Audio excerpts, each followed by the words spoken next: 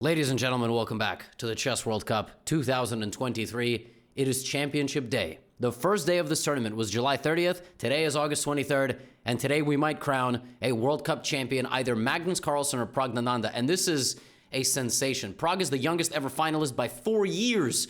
He is also the third youngest player to ever qualify to the candidates tournament. He has knocked out the number 3 and number 2 ranked players. Now he is playing against Magnus Carlsen, who is playing in his first World Cup final. It is Messi versus Mbappe. It's the young guy, the superstar, versus the old guard who just hasn't had an opportunity to win this tournament. And it's also Fabiano Caruana versus Nijat Abbasov for the bronze medal. Fabi trails 1-0 on the ropes, about to get knocked out. You know the drill. This recap is going to be 2 games. Today we have no sponsors. I'm a brand risk, apparently. You know what today is sponsored by? My book. My book. We are 2,000 pre-orders away from being a New York Times bestseller. So if you haven't had an opportunity yet, check out the links in the description. You can get it in Spanish. You can get it in the UK at 25% off. And you can still get it at any of your favorite American bookstores. Fabiano Caruana with the white pieces. I'm going to show you the appetizer game first. And then it's time. It's time for us to crown a champion. Pawn to e4. Pawn to c5, the Sicilian defense.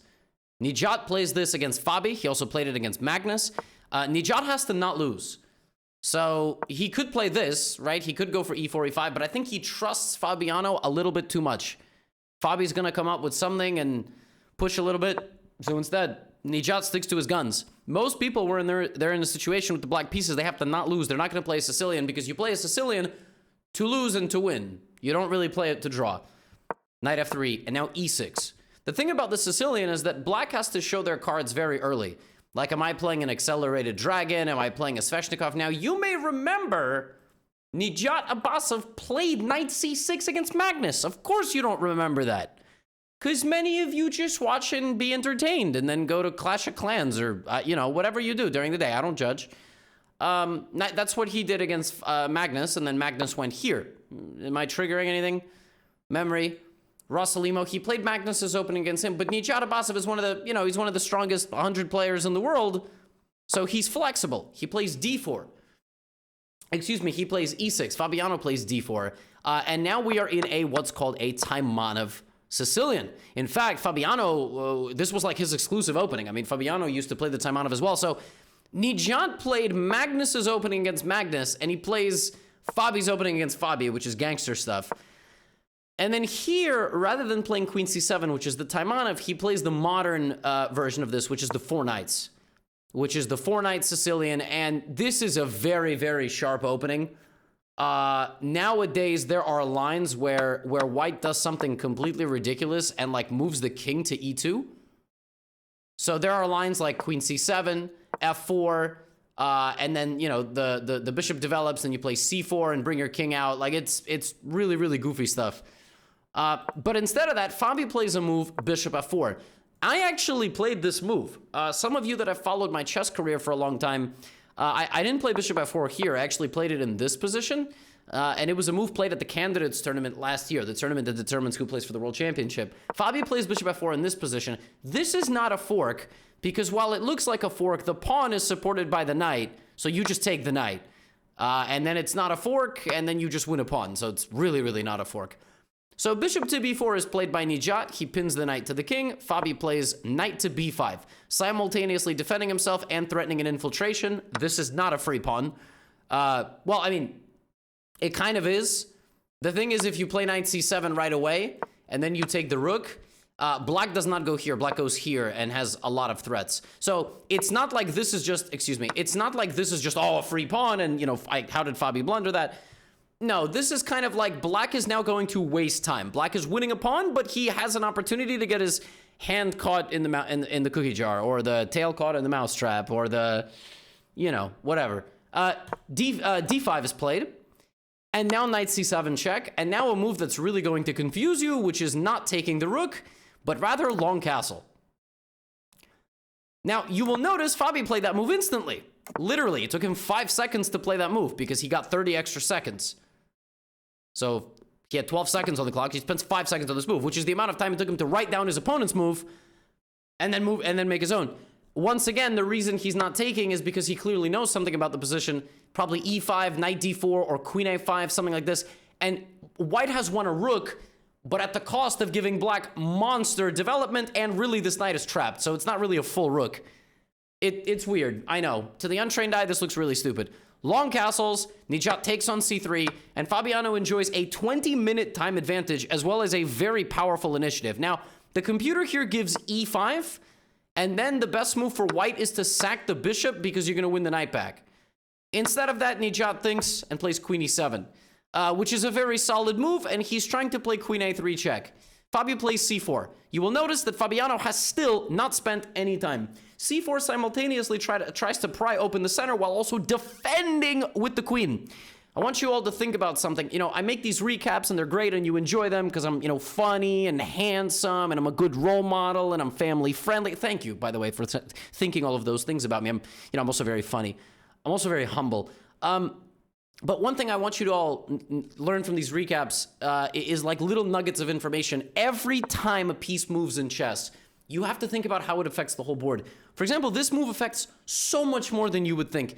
It directly affects the pawn, which affects the knight, but the queen open to see there. The b4 and d4 squares are now weakened. The bishop is now blocked, right? Like little things like this. I mean, it affects the whole board. So queen f6 trying to get in. Fabi blocks out the queen. Fabi still hasn't spent any time. Apparently queen f6 was inaccurate. Nijat had to play g5 or knight b4. Nijat plays g5 now. Fabi plays bishop d6 check. Finally, Fabi's on his own. He's on his own. He plays bishop d6 check because if you take, you no longer defend the queen. Here, queen trade. And finally, he gets the rook.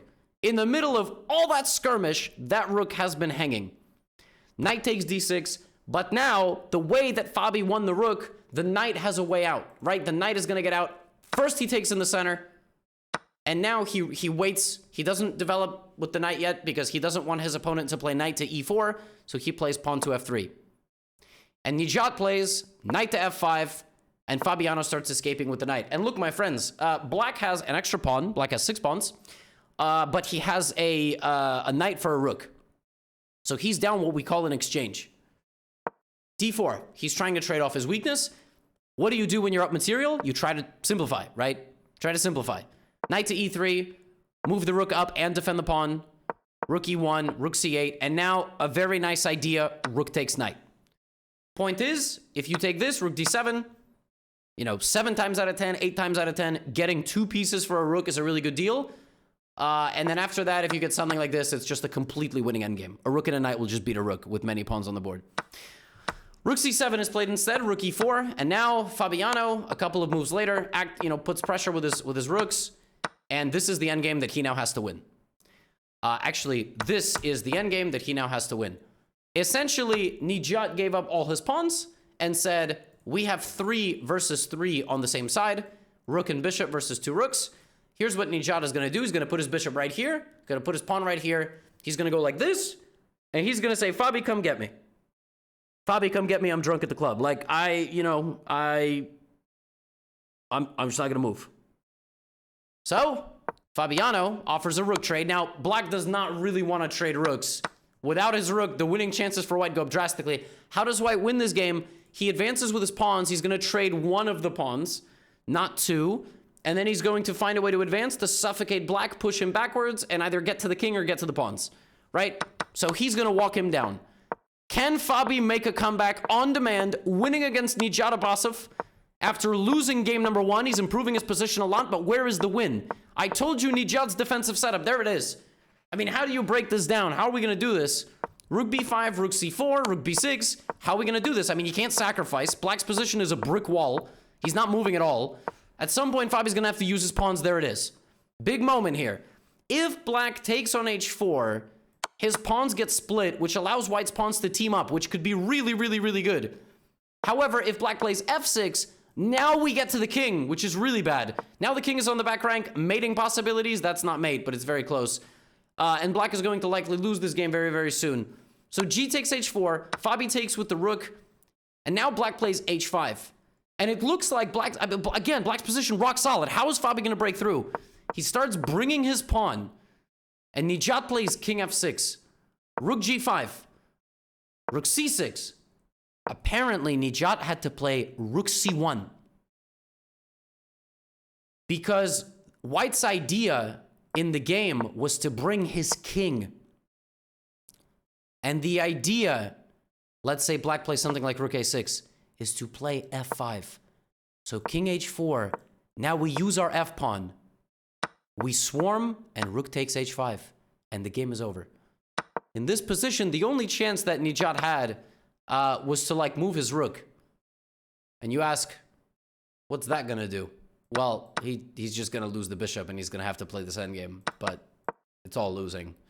The point is that after taking, he now can't move at all. Nothing can move. Pawn to g4 is on the way. You could play king g6, just play rook g5 check. Fabiano Caruana wins on demand, and 1-1. They will now have to play a tiebreak, which leaves us with a championship game. The winner of this game wins the World Cup. Magnus Carlsen with the white pieces. Praggnanandhaa with the black pieces. They drew their first game. Pragg put a little bit of pressure on Magnus, but nothing substantial. Here we go. Magnus opens with e4. Remember, I told you if you play to not lose, you don't play the Sicilian. Pragg does not play the Sicilian. He plays e5. He goes, Magnus, we're going to be symmetrical. What are we going to do? Knight to f3, knight to c6. Now, we have Italians. We have Spanishes. Magnus does love his Spanish, but he also could go for an Italian. He's not going to play a Ponziani, too many equalizing lines at top level. Could go for a Scotch. Plays knight c3. That's an interesting one. Knight c3, the 4 knights. I mean, you know, in a lot of different Spanishes, let's just, you know, get to just an arbitrary position. White plays c3 and d3 and maneuvers. Same in the Italian. Knight c3 is a big commitment, but okay. So 4 knights. And now bishop to b5. This is one of the moves, putting pressure. Now, normally, black plays bishop to b4 here, just symmetrical. Black can also play bishop d6, defending this. Black can also play bishop c5, which has gotten popular recently, and also knight d4. Basically saying, look, this is not actually a free pawn, because I play queen e7, and I just laser beam you. And if you defend yourself, I'm going to take the bishop, and then I'm going to play d6. This has been played before at top level, but it's not really a significant try for an advantage. There's one extremely stupid-looking line here that goes like this, and then white is threatening rook e1. I mean, it's like really stupid. You have to be really, really ridiculous to play like this. But the other line of knight d4 is that after take, there's nothing for white to do here except play e5. So Magnus opts for an opening with no horses. But again, he's the GOAT. So, like, whatever he does, we follow. Queen takes f6, d takes c3. An interesting position. Obviously, it's completely equal. White, you know, has the opening, the slightly damaged pawn structure, but he has the 2 open files. He's going to castle, play like an active queen move, probably an active bishop move, put his rooks on the center lines, and his rooks are going to, you know, do a great job, and better job than, you know, I can drawing my arrows. So Magnus is looking for an endgame fight. That's what he's looking for. And Pragg is looking for mate in 1. Queen takes f2. That's just mate. Just, you know. Now, another interesting decision here. Castling, clearly the best move, right? And then castling for black is the best move. Those of you with a keen eye will go, that's free. Kind of, because if you pin, I actually have queen h5, and that's counterattacked, which is kind of hilarious. But black will play bishop here or bishop here and bring his rooks. And despite being down a pawn, this is white's extra pawn, so the computer doesn't actually give it a huge advantage. But Magnus doesn't castle. He does not castle, instead going queen e2 check. And Pragg plays queen e6. So you can take, you can't take like that, but you can take like that. Now this bishop f4 move here, in this position, white has castled, white has taken to create some sort of imbalance. White has also, I think, like, there's other moves that white has tried. Excuse me. I'm allergic to queen trades. But Magnus plays bishop f4, which has been played a decent amount of times.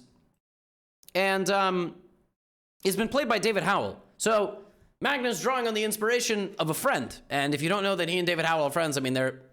oh my God, what is... I gotta drink a little seltzer here. Not sponsored. Oh my goodness. All right. Bishop f4. Magnus drawing on the inspiration of his friend. And he's looking for an endgame fight against Pragg. Doesn't matter about the queens. King can come up in the endgame. Rook e1, rook d1. Again, we're centralizing. That's what we're going for. Prague kicks out the bishop, takes more central space, opens up his light squared bishop before castling. And that is important because had he castled, you know, Magnus would bring his king out, and then he would have a target, and then he would get to the file faster. So we have d5. Magnus fights back with the c-pawn. But you may notice something. You may notice that the position is literally the same. They both have their bishops on the exact same squares. They now have the exact same pawn structure. A moment ago, you know, I was talking about the e-file, the d-file, and what else you might notice is, you know, Prague has spent a decent amount of time. Magnus has not really spent much time at all, except right here, when he gambits the c-pawn. Bishop c2. And I think the idea is to immediately laser beam, and then take on f7, and take on c5. And instead of even getting involved in that, Prague just says, I'm gonna castle, because you have a king in the center of the board. Magnus moves the bishop back, and then moves the king to f1 out of the danger, because if he had gone to f3, there was bishop d5, which was a bit unpleasant. So he goes here, plays b3, slides this rook over to enable that rook to come to the center. And a couple of moves later, rook e1, bishop d5, and the rooks fall off the board. And you may be asking yourself, where is the plot twist? Well, c4, the bishops get traded. If it's a dark squared bishop endgame, the pawns belong on the light squares. So Magnus plays h3, brings his king up. The black king can enter on f5, but after something like bishop to e3, you know, you can trade. You have to be a little bit careful here, accidentally blundering into a difficult endgame, but I mean, Magnus can also just not do that. He can move his bishop to d2 and play g4. So king e2, pawn to g6, and the game is over. In this position, Magnus Carlsen's cell phone rang, and he got forfeited. No, that's not what happened. They drew. And you might feel a certain way. You might feel, what the hell? What was that? The championship game? With the white pieces? This is what he did? Magnus is ill. For the past 4 or 5 days, he's actually been battling food poisoning. Remember the last time you had food poisoning?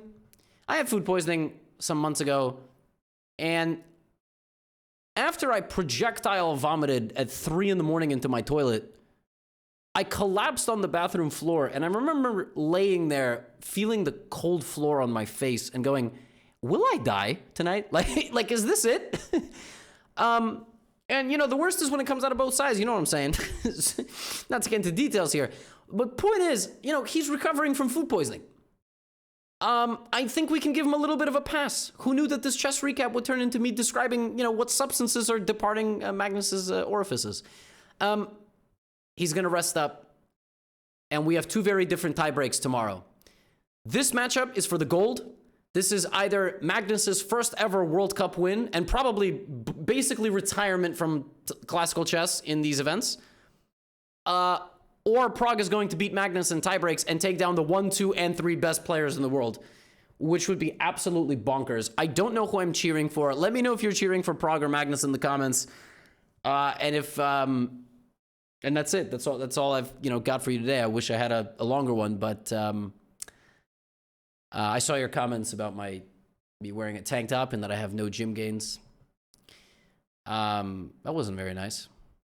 But I'll forgive you if you pre-ordered the book. So tomorrow, August 24th, we will crown a winner between Magnus and Prague, and we will crown a winner between Fabiano Caruana and Yujata Basov. First, second, third, and fourth place will be determined. I got nothing else to say. Get out of here.